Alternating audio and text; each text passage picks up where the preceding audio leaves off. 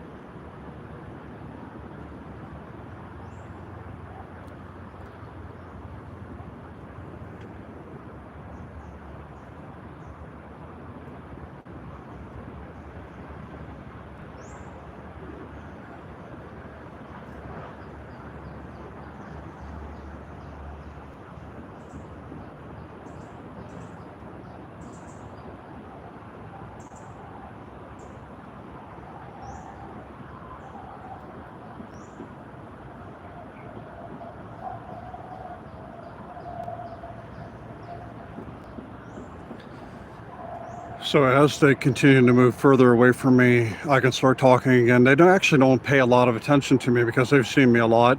I've spent more than 100 hours with this troop of macaque here in North Jakarta. This is in an urbanized area. Actually, the park is very small, but it's surrounded by urban development and main roads and a highway off to one side and a main road to the other. So it's hemmed in, kind of a little nature spot that these monkeys thrive in. And there are 23 of these long-tailed macaque that are part of Troop Bravo, the name that I've given to the group, to the troop here. And I always check my six. Monkeys are smart. They're also cautious. they will keep a vanguard, or they will keep a guard in the trees behind them as they're moving forward. And they will also have in advance a couple of the sub-adult males will kind of roam further ahead, and when they get up to a certain point, they go up in the trees, and if there's any danger, they call out and they kind of give each other an alert. But at the end of the movement, the vanguard that was behind will actually push forward, and sometimes they take a little bit of curiosity in me, but mostly they ignore me. So I don't think there's any more behind me. The troop is all in front of me. I'm going to switch back to a front view, and I'll keep talking because they're actually pretty far down. The closest one to me right now, I'd say, is about 15 meter coming into the pathway right now. I'll zoom in on them a little bit.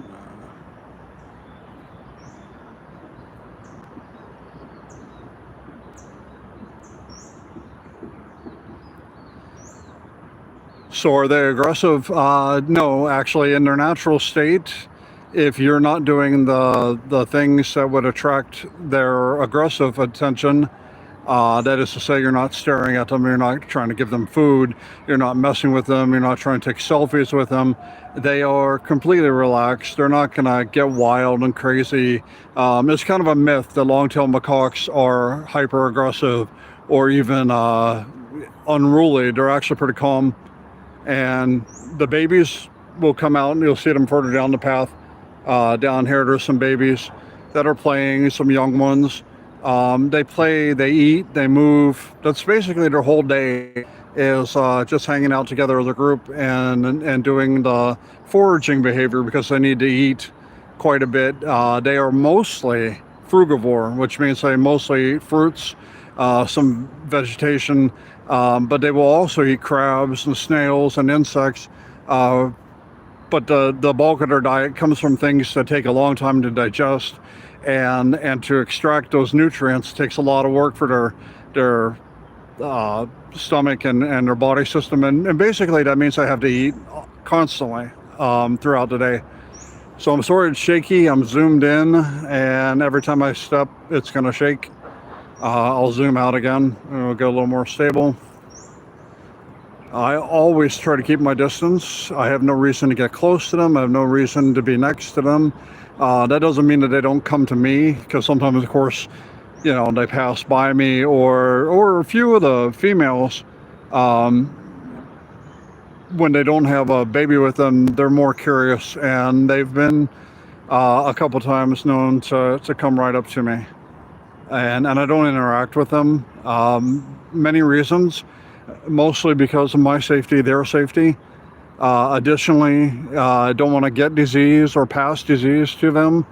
And even though these monkeys are very much used to seeing people, my interaction with them is not, I wouldn't say it's not the normal, but when a visitor comes here, sometimes they don't have a good monkey sense, and they end up wanting to take pictures with them or feeding them, playing with them, yelling at them. The kids are screaming, so they react differently to different people, and I'm not the norm in that sense, because I'm just a guy standing with my cell phone, not looking at them. So what do? I'm not taking a monkey selfie, but I want to turn this around. When I'm watching the monkeys, when I'm photographing them, I have a little camera in my backpack. I will actually be looking in a different direction than where the monkeys are, and I will turn the camera to face where the monkeys are actually sitting, and take video and whatnot without actually staring at them or facing them, and it keeps their sense of calmness down. It keeps their demeanor less aggressive or not aggressive at all. Like I said, they're pretty calm. If you look further down the path, there's a motorbike, and you might see some behavior where they're trying to get into the motorbike, and that's natural. That's part of their foraging behavior. They know that people have food inside the cargo compartments, and they're smart enough to open it, and they can open it up and pull out Cokes and sandwiches and candy, and leave a big mess. So be very cautious when they bring their motorbike into the park. Food in there.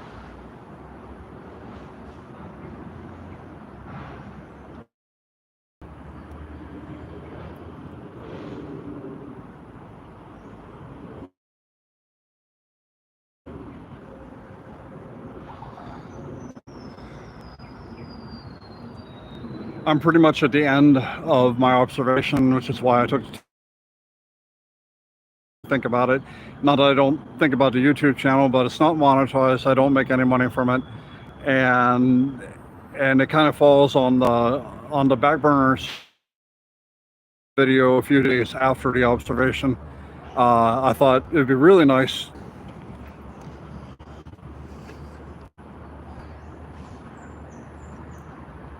We'll see them later. Take it easy, Bravo.